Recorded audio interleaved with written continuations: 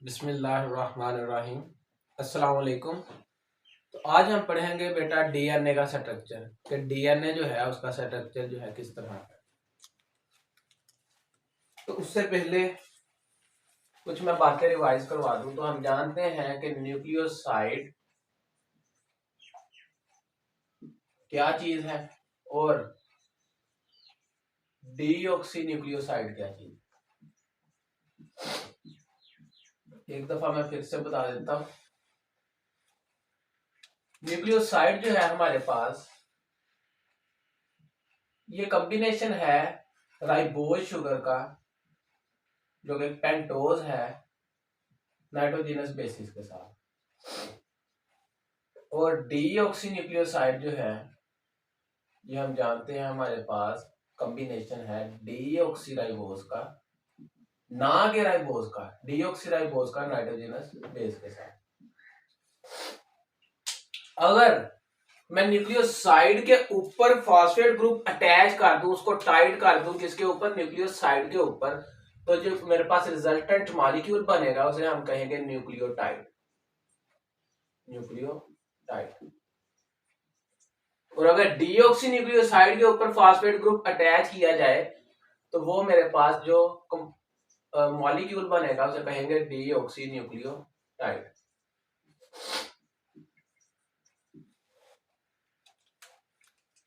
तो ये कॉम्बिनेशन है हमारे पास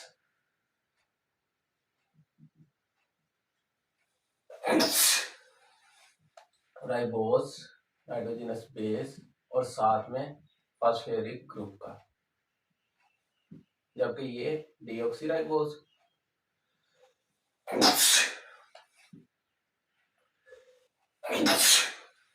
सॉरी डीऑक्सीराइबोज नाइट्रोजनस बेस और साथ में फॉस्फोरिक ग्रुप का। तो अगर हमने आरएनए बनाना है तो उसको बनाने के लिए हमें न्यूक्लियोटाइड चाहिए, और अगर हमने डीएनए बनाना है तो उसको बनाने के लिए डीऑक्सी न्यूक्लियोटाइड चाहिए। अब देखिएगा, दोनों हमारे पास लीनियर चेन्स है, चाहे आरएनए हो चाहे डीएनए।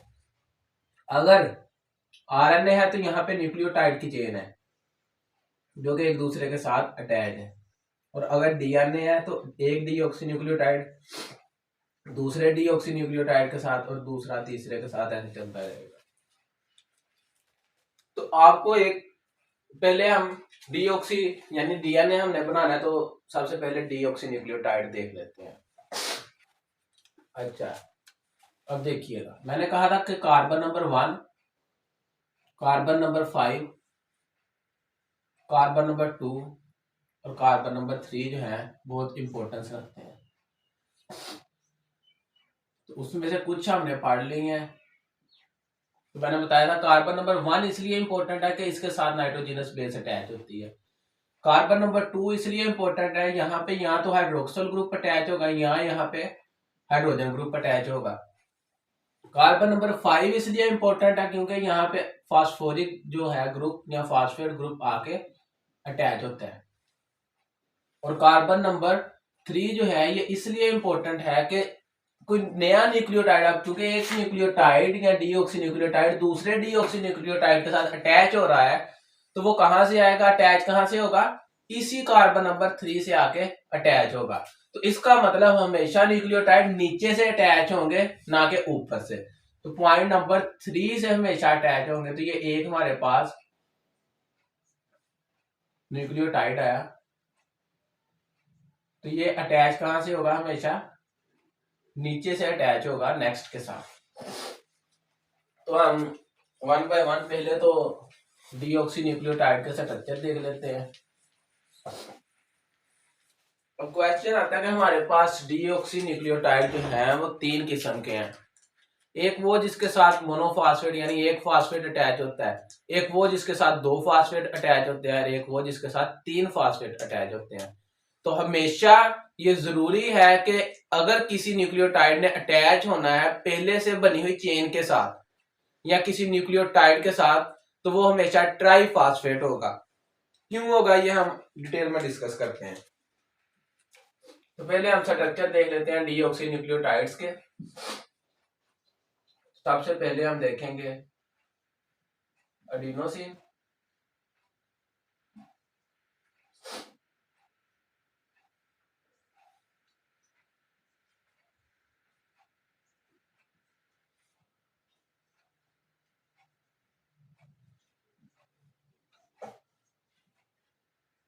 Nitrogen, carbon number 1।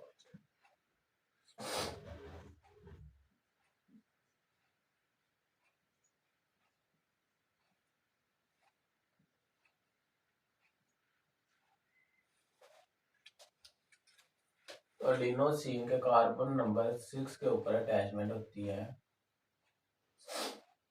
एक अमाइनो ग्रुप की। द सेम वे यहाँ पे कार्बन नंबर 5 और इसके साथ फास्फेट अटैच है 3।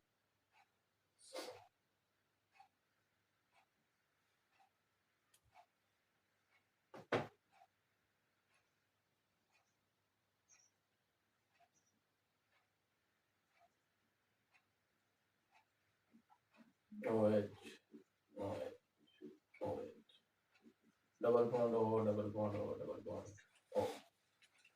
तो ये हमारे पास जो कंपाउंड बना है यहाँ पे, ये है हमारे पास एडिनोसिन ट्राइफॉस्फेट। एडिनोसिन ट्राइफॉस्फेट, इन्हें हम इस तरह एब्रीवेटेड भी करके लिख लेते हैं। अगर तो यहाँ पे कार्बन नंबर 2 पे हाइड्रोक्सिल ग्रुप है तो ये चूंकि राइबोज है तो एडिनोसिन ट्राइफॉस्फेट, लेकिन अगर यहाँ पे हाइड्रोजन है तो ये होगा डीऑक्सी एडिनोसिन ट्राइफॉस्फेट। तो डी का मतलब है डीऑक्सी, ए एडिनोसिन, टी का ट्राई और पी का फॉस्फेट। इसी तरह अब हम ड्रा कर लेते हैं स्ट्रक्चर ग्वानोसिन का।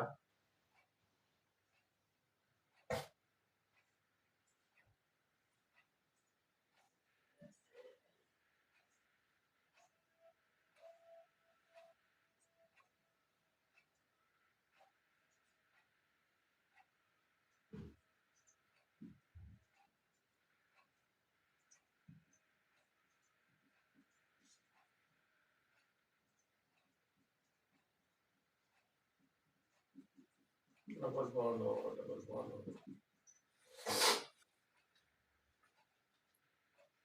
यहाँ पे ग्वानोसिन से डबल बॉन्ड नाइट्रोजन,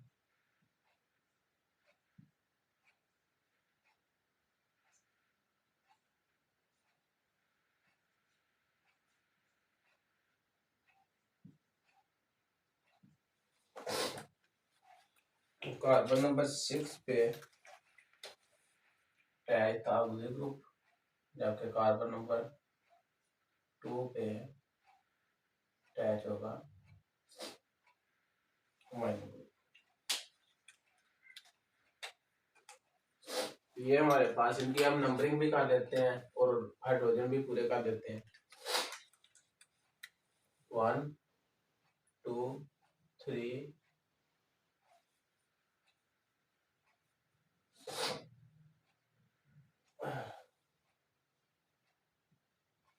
1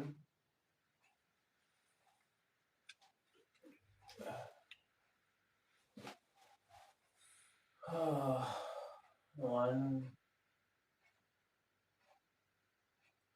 2 3 4 5 6 7 8 9। 1 2 3 4 5 6 7 8 और 9।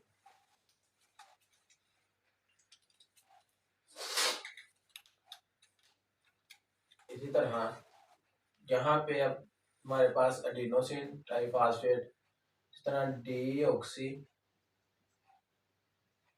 Guanosine triphosphate. याद रखिएगा अगर 2 फास्फेट अटैच होंगे तो डाइफॉस्फेट, 1 फास्फेट अटैच होगा तो मोनोफॉस्फेट। अब हम ड्रा कर लेते हैं यहाँ पे थाइमिडीन ट्राइफॉस्फेट।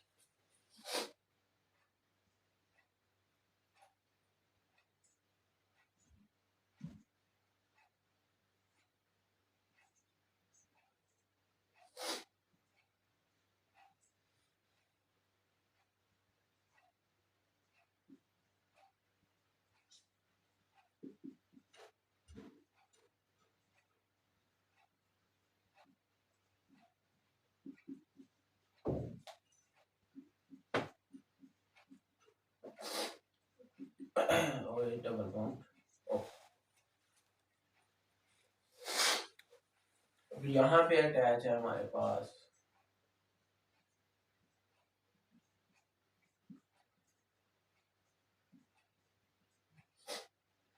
तो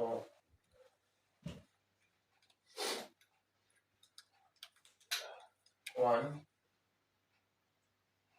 2 3 4 5 और 6 5 और 6 पे है डबल बॉन्ड। कार्बन नंबर 4 के साथ अटैचमेंट होगी यहाँ पे और कार्बन नंबर 2 पे अटैचमेंट होगी, जबकि जो कार्बन नंबर हमारे पास 5 होगा यहाँ पे मिथाइल ग्रुप अटैच हो जाएगा। तो ये हमारे पास आई है डीऑक्सी थाइमिडीन ट्राइफॉस्फेट। अगर यहाँ पे हाइड्रोजन अटैच है, इसी तरह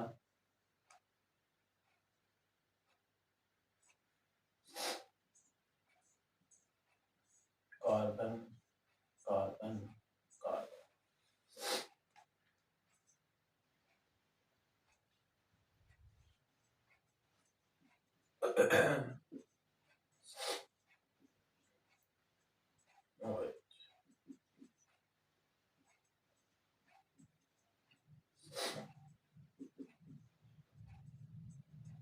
अच्छा, अब यहाँ पे हमारे पास साइटोसिन अटैच होगी।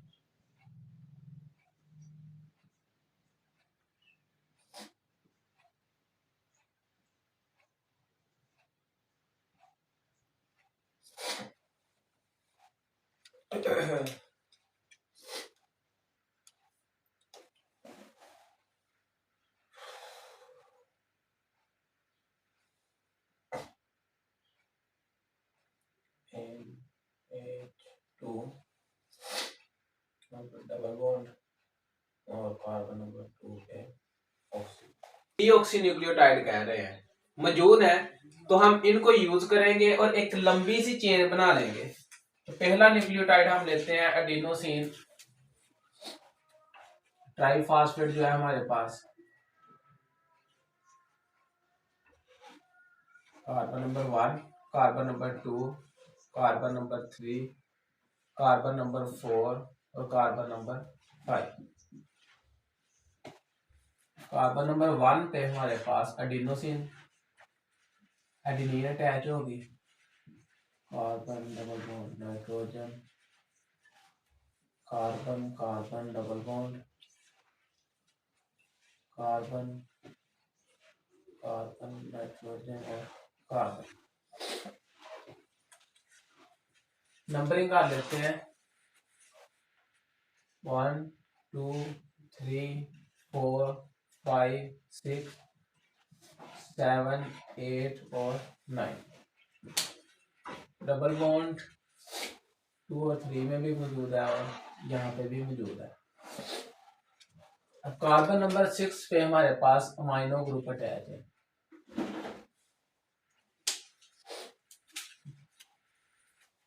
इस कार्बन के साथ हाइड्रोजन अटैच है, नाइट्रोजन 3 बॉन्ड पूरे हैं, 4 बॉन्ड पूरे हैं और इसके साथ भी हाइड्रोजन अटैच है। हाइड्रोजन हाइड्रोजन जो कि डीऑक्सी है तो इधर भी हाइड्रोजन होगा, hydrogen hydroxyl hydrogen hydrogen hydrogen oxygen D hydroxyl group और ये आगे अटैच है फॉस्फेट के साथ OH double bond O P OH double bond O और OH। अब ये चीज यहाँ पे याद रखिएगा कि हमेशा जब नया न्यूक्लियोटाइड आएगा वो कार्बन नंबर 3 के साथ आकर रिएक्शन करेगा, यानी इस कार्बन नंबर 3 पे आकर रिएक्शन करेगा। तो मैंने बताया था कार्बन नंबर 1 इंपॉर्टेंस रखती है, क्यों? क्योंकि इसके साथ नाइट्रोजनस बेस आके अटैच होगी। कार्बन नंबर 2 इंपॉर्टेंट है वो इसलिए कि अगर तो इधर हाइड्रोक्सल ग्रुप है तो ये राइबोज है, अगर हाइड्रोजन है तो ये डीऑक्सी राइबोज है। कार्बन नंबर 5 क्यों इंपॉर्टेंट है? क्योंकि यहाँ पे फास्फोरिक एसिड आके अटैच होता है। और कार्बन नंबर 3 जो है इसलिए इंपॉर्टेंट है क्योंकि कोई नया न्यूक्लियोटाइड आएगा तो वो अटैच होगा यहीं पे आके, इसी के साथ आके अटैच होगा, कार्बन नंबर 3 के साथ आके रिएक्शन करेगा। तो हम अब देख लेते हैं, कोई भी इनमें से न्यूक्लियोटाइड ले लेते हैं। जैसे हमारे पास है हम थाइमिडीन ले लेते हैं, या फिर इस तरह करते हैं कि ग्वानोसिन ले लेते हैं। अच्छा जी, तो ये नया न्यूक्लियोटाइड है हमारे पास, carbon number 1, carbon number 2, carbon number 3, carbon number 4 और कार्बन नंबर 5। अब कार्बन नंबर 5 के साथ 3 फास्फेट अटैच है।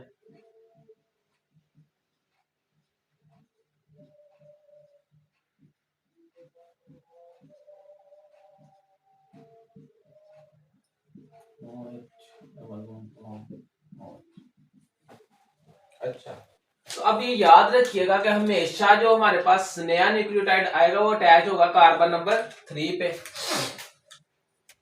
ये हमारे पास थाइमिडीन है, यहाँ पे हाइड्रोजन हाइड्रोजन हाइड्रोजन और hydroxy, nitrogen, carbon carbon nitrogen carbon carbon. तो ये नाइट्रोजन नंबर 1, नाइट्रोजन नंबर 2, 3, 2, 3, 4, 5 और 6। अब कार्बन नंबर 4 जो है इसके साथ भी अटैच है हमारे पास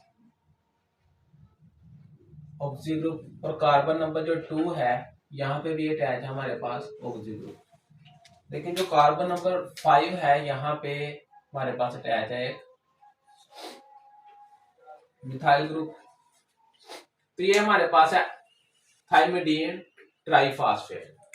अब क्या होगा कि जो हमारे पास फास्फेट है, ये मतलब कि जो ट्राइफॉस्फेट आया जिसे हम कह रहे हैं थाइमिडीन ट्राइफॉस्फेट, डीऑक्सीथाइमिडीन ट्राइफॉस्फेट। अब ये क्या करेगा कि ये जो इसके साथ दो बॉन्ड्स हैं अटैच, दो फास्फोरिक ग्रुप अटैच हैं, ये इससे रिमूव हो जाएंगे, इससे उतर जाएंगे, जिसके नतीजे में जो एनर्जी है इनमें से रिलीज होगी। क्योंकि अब बॉन्ड टूटे हैं तो यहाँ पे एनर्जी जो है रिलीज होगी। एनर्जी रिलीज होने की वजह से उसी एनर्जी को इस्तेमाल किया जाएगा यहाँ पे एक बॉन्ड बनाने के लिए, तो यहाँ पे डिहाइड्रेशन होगी, यानी पानी जो है रिलीज हो जाएगा। फिर से एक दफा बता देता हूं कि यहाँ पे हमारे पास थाइमिडीन ट्राइफॉस्फेट आया।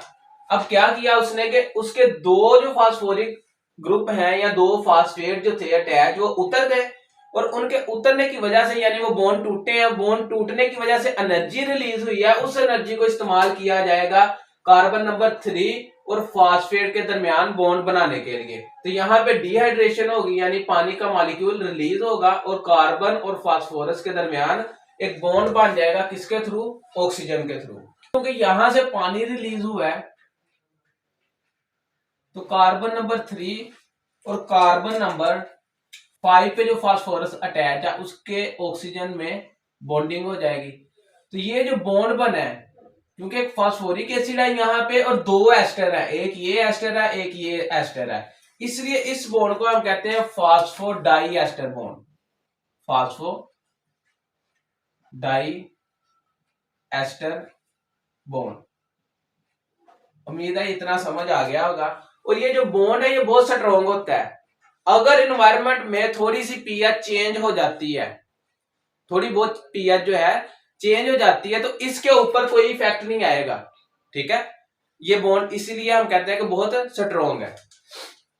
अब आगे हम चलते हैं, क्योंकि आपको फास्फोडाइएस्टर बॉन्ड का पता चल गया कैसे एक न्यूक्लियोटाइड आके अटैच होता है और नया न्यूक्लियोटाइड अब यहाँ पे आएगा। तो वो न्यूक्लियोटाइड जो है यहाँ पे अटैच होगा, कहां पे आके? कार्बन नंबर 3 के साथ। तो यहाँ पे हम ले लेते हैं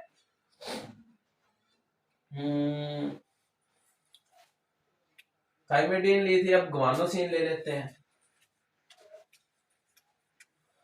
oxygen, carbon 1, carbon 2, carbon 3, carbon number 4 और कार्बन नंबर 5। कार्बन नंबर 1 पे हमारे पास गवानीन अटैच है, nitrogen, carbon, nitrogen, carbon, carbon, carbon और नाइट्रोजन। अब क्योंकि कार्बन नंबर 4 पे अटैच है अमाइनो ग्रुप और कार्बन नंबर 2 पे अटैच है ऑक्सो ग्रुप, तो यहाँ पे हमारे पास डबल बॉन्ड आ जाएगा इनके बॉन्ड्स पूरे करने के लिए, कार्बन के साथ हाइड्रोजन और हाइड्रोजन। अब क्या होगा कि ये जो हमारे पास यहाँ पे साइटोसिन ट्राइफॉस्फेट है, यानी oxygen, phosphorus, OH, OH, O, POH,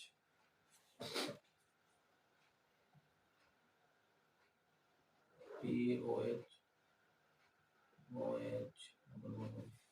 अब क्या होगा कि यहां से ये दो फास्फेट जो है हमारे पास, फास्फोरिक ग्रुप जो है उतर जाएंगे, यहां से ये रिलीज हो जाएंगे। इनके रिलीज होने की वजह से क्या होगा कि एनर्जी जो है हमें मिलेगी, क्योंकि बॉन्ड टूटने एनर्जी मिलेगी, उस एनर्जी को इस्तेमाल किया जाएगा फिर यहाँ पे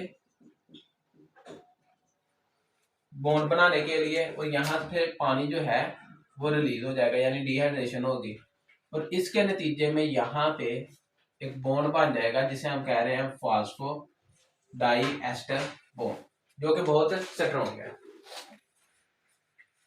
तो इतना आपने अब समझ लिया है कि हम न्यूक्लियोटाइड जो है कैसे एक दूसरे से अटैच करते हैं। तो अब हम इनको थोड़ा सा समराइज कर लेंगे, यानी अब डिटेल में इतना नहीं जाएंगे।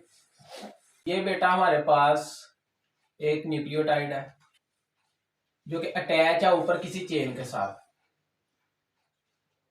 तो यहाँ पे हम देख लेते हैं कि कोई बेस अटैच है इसके साथ, जैसे कि थाइमीन है, यहाँ पे थाइमीन अटैच है, और इस साइड पे इसके साथ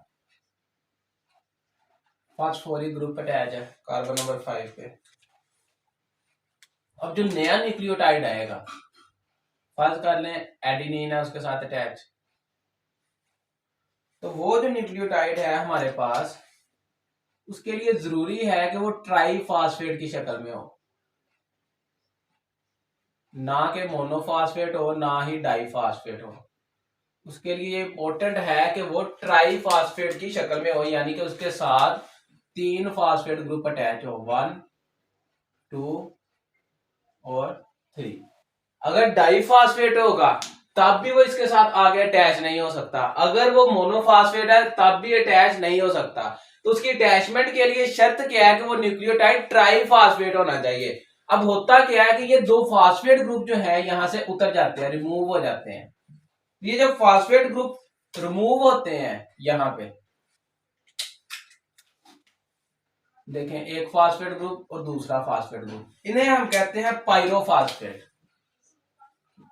तो अब जब पायरोफॉस्फेट रिमूव होंगे इसके नतीजे में, चूंकि बॉन्ड टूटे हैं तो एनर्जी रिलीज होगी, इसी एनर्जी को यूज किया जाएगा फास्फेट जो कि कार्बन नंबर 5 पे है उसमें और कार्बन नंबर 3 के दरमियान बॉन्डिंग बनाने के लिए। तो यहाँ पे बॉन्ड बन गया जो कि कहलाएगा फास्फोडाइएस्टर बॉन्ड। ये बॉन्ड जो है इसे कहेंगे फास्फोडाइएस्टर बॉन्ड। उसी तरह यहाँ पे एक और न्यूक्लियोटाइड आ गया, फर्ज करें, जो कि हमारे पास ग्वानोसिन ट्राइफॉस्फेट है। यहाँ पे हमारे पास ग्वानोसिन ट्राइफॉस्फेट आ गया है।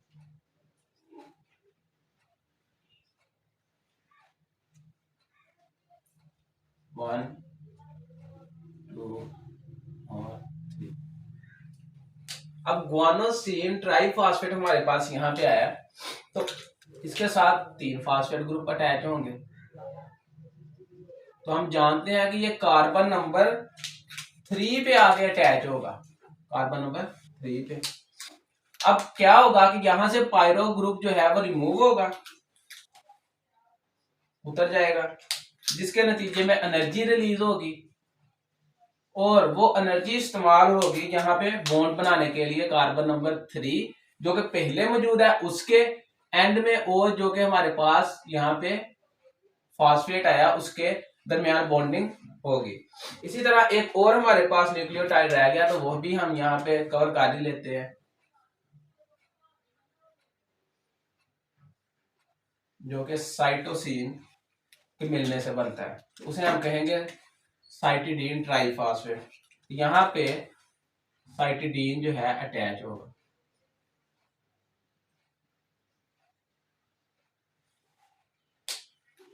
अब क्योंकि यहाँ पे हमारे पास साइटिडीन अटैच है और ये ट्राइफॉस्फेट है, इसके साथ 3 फास्फेट अटैच होंगे, और फिर वही यहाँ पे प्रोसेस होगा कि पायरोफॉस्फेट जो है ग्रुप यहाँ से उतर जाएगा और इसके नतीजे में एनर्जी रिलीज होगी, जो कि एनर्जी इस्तेमाल होगी बॉन्ड बनाने में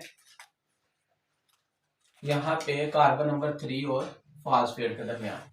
तो अब ये चीज याद रखिए कि यहाँ पे कार्बन नंबर 3 के पास हाइड्रोक्सिल ग्रुप मौजूद है अगर ये चेन बन रही है, और यहाँ पे फास्फेट के पास हाइड्रोक्सिल ग्रुप मौजूद है जो कि कार्बन नंबर 5 के साथ अटैच है। तो इस एंड को, चूंकि ये कार्बन नंबर 5 है यहाँ पे, इस यहाँ पे, तो इसको हम कहते हैं 5 प्राइम एंड। ये वाला एंड जो है इसे कहते हैं हम 5 प्राइम एंड, और ये वाला चूंकि यहाँ पे कार्बन नंबर 3 है तो इसे हम कहेंगे 3 प्राइम एंड। तो अब अगर कोई सवाल पूछे कि न्यूक्लियोटाइड जो आएगा वो यानी कि पहले प्रीवियस जो मौजूद है हमारे पास चेन उसके 5 प्राइम एंड पे आके अटैच होगा या 3 प्राइम एंड पे आके अटैच होगा, तो सिंपल सी बात है कि न्यूक्लियोटाइड जो आएगा वो नीचे से ही अटैच होगा यानी कि 3 प्राइम एंड से। अगर इस चेन को रिवर्स भी कर लिया जाए तब भी जो न्यूक्लियोटाइड आएगा वो अटैच कहां पे होगा, आगे 3 प्राइम एंड पे। ठीक है, तो ये एक चेन बन गई है हमारे पास लंबी सी न्यूक्लियोटाइड की, एक न्यूक्लियोटाइड दूसरा तीसरा चौथा, सोन ऐसे ही चलते चले जाएंगे। ठीक है, तो ये जो एक लंबी सी चेन है इसी को हम डीएनए कहते हैं, क्योंकि यहाँ पे हमारे पास डीऑक्सी राइबोज मौजूद है जिसके नतीजे में डीऑक्सी न्यूक्लियोटाइड्स बने थे। अब डीऑक्सी न्यूक्लियोटाइड एक दूसरे के नीचे जो है एक यानी कि हम कह सकते हैं चेन बना रहे हैं जिसे हम क्या कहते हैं डीएनए।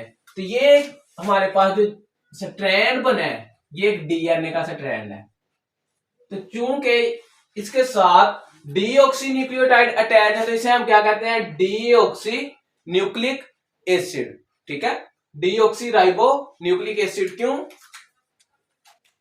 अब क्योंकि डीएनए है यहाँ पे, तो डीएनए को इसलिए हम कहते हैं डीऑक्सी राइबो, क्योंकि डीऑक्सी राइबोज अटैच है, डीऑक्सी राइबो न्यूक्लिक एसिड। अब एसिड क्यों कहते हैं? क्योंकि इसके साथ फास्फोरिक एसिड अटैच है तो इसमें एसिड की प्रॉपर्टी आ जाती है, तो इसलिए हम इसे क्या कहते हैं कि ये एक एसिड है और इसे डीएनए कहते हैं यानी डीऑक्सी राइबो न्यूक्लिक एसिड। अब इसी तरह एक स्ट्रैंड अगर हमारे पास न्यूक्लियोटाइड्स का हो तो वो जो स्ट्रैंड बनेगा उसे हम कहेंगे आरएनए, क्योंकि वो बना है राइबो न्यूक्लिक एसिड से, ना कि डीऑक्सी राइबो न्यूक्लिक एसिड से। तो अब क्या होता है कि ये हमारे पास एक स्ट्रैंड है डीएनए का, तो हम जानते हैं कि डीएनए जो है वो डबल स्ट्रैंडेड होता है, एक स्ट्रैंड की शक्ल में नहीं रहता, 2 स्ट्रैंड्स की शक्ल में रहता है। तो अब हम देखते हैं कि दूसरा स्ट्रैंड इसके साथ अटैच कैसे होता है। तो ये बात याद रखिएगा कंप्लीमेंट्री की, एक टर्म है कंप्लीमेंट्री। इसका क्या मतलब है? इसका मतलब है कि हमेशा एडिनिन जो है थाइमिन के साथ अटैच होगी और जो गवानिन है वो हमेशा साइटोसिन के साथ अटैच होगी। एडिनिन और थाइमिन में हमेशा डबल बॉन्ड होंगे, लेकिन जो गवानिन और साइटोसिन है इसमें हमेशा ट्रिपल बॉन्ड होंगे, 3 बॉन्ड होंगे। तो इसमें अगर पूछा जाए कि कौन सा बॉन्ड स्ट्रोंगर है तो जाहिर सी बात है ट्रिपल बॉन्ड यहाँ पे हमारे पास स्ट्रोंगर है। फिर से बताता हूं कि एडेनिन जो है हमेशा अटैच होगी थाइमिन के साथ, और गवानिन बेस जो है हमेशा अटैच होगी साइटोसिन के साथ। तो यहाँ पे हमारे पास थाइमिन है, तो थाइमिन जो है वो कंप्लीमेंट्री किसके है, एडेनिन के। तो यहाँ पे हमारे पास एडिनोसिन न्यूक्लियोटाइड आएगा।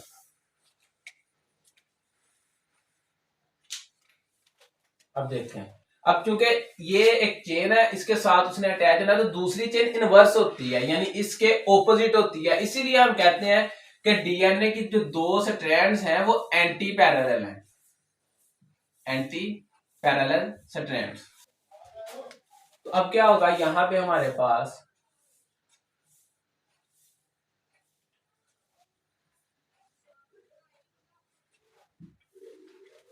तो ये हमारे पास कार्बन नंबर 1 पे अटैचमेंट होगी एडेनिन की,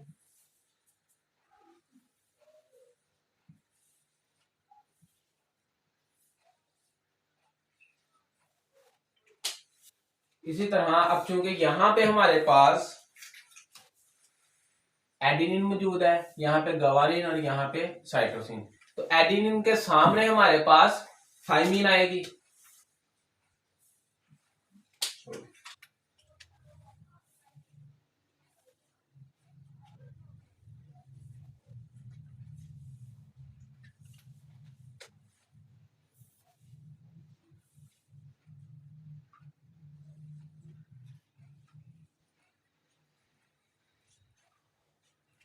तो ये हमारे पास एडेनिन, ये थाइमिन, और साथ में इनके फॉस्फोरिक ग्रुप, यहाँ पे भी सेम वही केस है।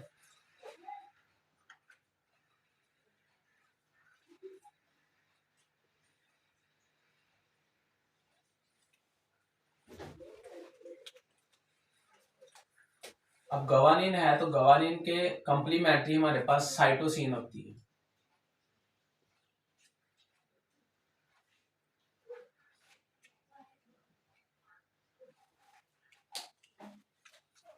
और यहाँ पे इसका फॉस्फोरिक ग्रुप। इसी तरह साइटोसिन के सामने जो है गवानिन होगी।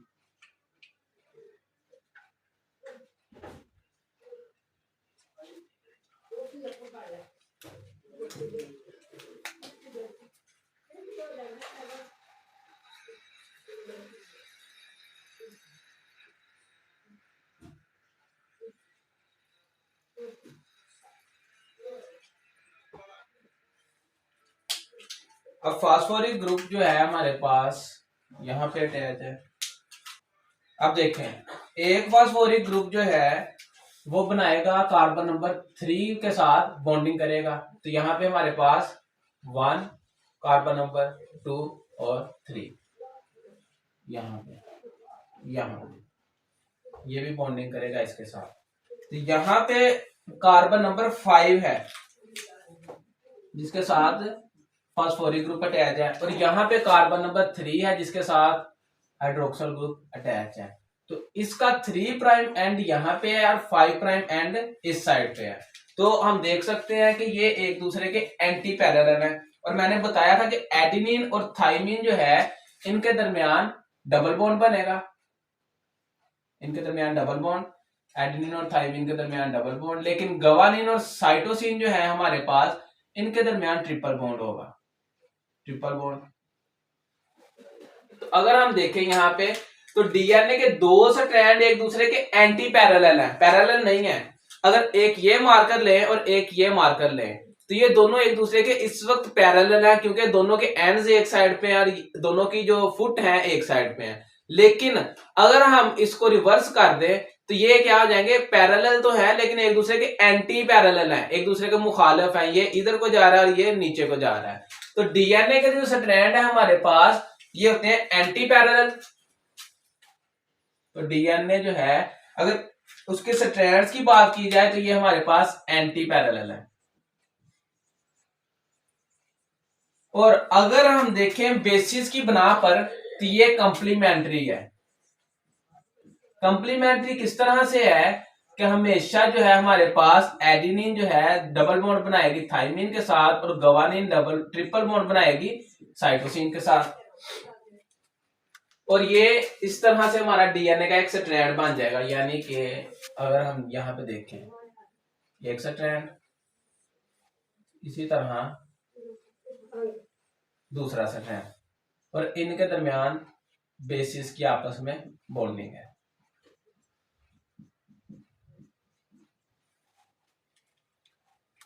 तो अब एक जो है स्ट्रैंड अगर इसको देखा जाए तो ये एक साइड से 5 प्राइम है और दूसरी साइड से 3 प्राइम एंड है इसका। और अगर इसको देखें तो ये उसकी एंटी पैरेलल है, इसका ये 5 प्राइम एंड होगा और ये इसका 3 प्राइम एंड होगा। उम्मीद है आपको इतना समझ आ गया होगा कि डीएनए जो है वो कैसे यानी कि बनता है। अगर मोर क्लियर करूं आप लोगों को तो ज्यादा क्लियर करने के लिए एक यहाँ पे हम डायग्राम ड्रा कर लेते हैं।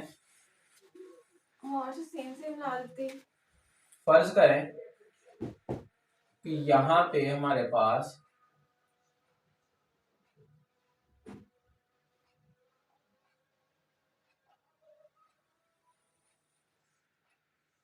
ये एक स्ट्रैंड है डीएनए का।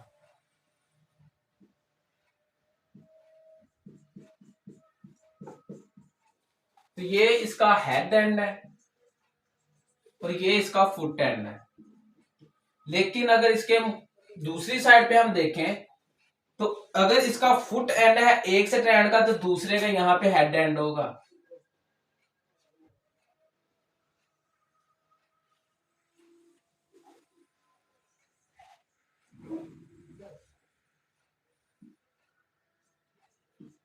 यहाँ पे ये इसका फुट एंड है लेकिन ये इसका हेड एंड है। उम्मीद है ये आपको समझ आ गया होगा कि एक स्ट्रैंड दूसरे स्ट्रैंड के एंटी पैरेलल है। और दूसरी बात ये कि ये कंप्लीमेंट्री है एडिनिन थाइमिन के साथ और गवानिन साइटोसिन के साथ। अगर तो यहाँ पे हाइड्रोजन अटैच है तो ये हमारा डीएनए है। लेकिन अगर कार्बन नंबर 2 पे हाइड्रोजन की जगह हाइड्रोक्सल ग्रुप अटैच हो जाता है तो ये न्यूक्लियोटाइड हमारे पास होगा। न्यूक्लियोटाइड हम यूज करते हैं आरएनए बनाने के लिए और फिर ये आरएनए का स्ट्रैंड हो जाएगा। और आरएनए का स्ट्रैंड हम जानते हैं हमेशा सिंगल होता है, तो उसमें एक ही स्ट्रैंड होगा, दूसरा स्ट्रैंड नहीं होगा। और थाइमीन की जगह पे यूरासिल मौजूद होगी। इसमें हमारी जो बैकबोन है डीएनए के स्ट्रैंड की वो कौन बना रहा है? राइबोज, जो कि हमारे पास डीऑक्सीराइबोज है। और साथ में फास्फेट ग्रुप या फास्फोरिक एसिड जो है ये बैकबोन बना रहे हैं। जबकि अंदर वाली साइड पे हमारे पास जो एडेनिन और थाइमिन यानी कि नाइट्रोजनस बेसिस है, इधर भी नाइट्रोजनस बेसिस है, इधर भी नाइट्रोजनस बेसिस है। अब दो जो बॉन्ड्स बनेंगे ये दो एडेनिन और थाइमिन के दरमियान और गवानिन और साइटोसिन के दरमियान, ये हाइड्रोजन बॉन्ड्स होते हैं। यानी एडेनिन और थाइमिन के दरमियान 2 हाइड्रोजन बॉन्ड है और गवानिन और साइटोसिन के दरमियान 3 हाइड्रोजन बॉन्ड है। इसके अलावा अगर आप देखें तो यानी अगर इसकी हिस्ट्री को देखें तो 1869 के अंदर एफ मीयर एक शख्स था जिसने न्यूक्लिक एसिड को डिस्कवर किया और इन्होंने 5 सेल्स के अंदर न्यूक्लिक एसिड्स को डिस्कवर किया। क्योंकि अब ये न्यूक्लियस के अंदर हैं और एसिडिक इन नेचर हैं, फास्फेट ग्रुप होने की वजह से ये एसिडिक हो जाते हैं नेचर में, तो इसलिए इनको कहा गया न्यूक्लिक एसिड, जिसके अंदर हमारे पास आरएनए भी है और डीएनए भी शामिल है। इसके अलावा अगर आप देखें इसकी हिस्ट्री तो 2 शख्स थे, एक था मॉरिस विल्कन और दूसरी थी एक खातून जिसका नाम था रोजालिंड फ्रैंकलिन। रोजालिंड फ्रैंकलिन और मॉरिस विल्कन ने क्या किया?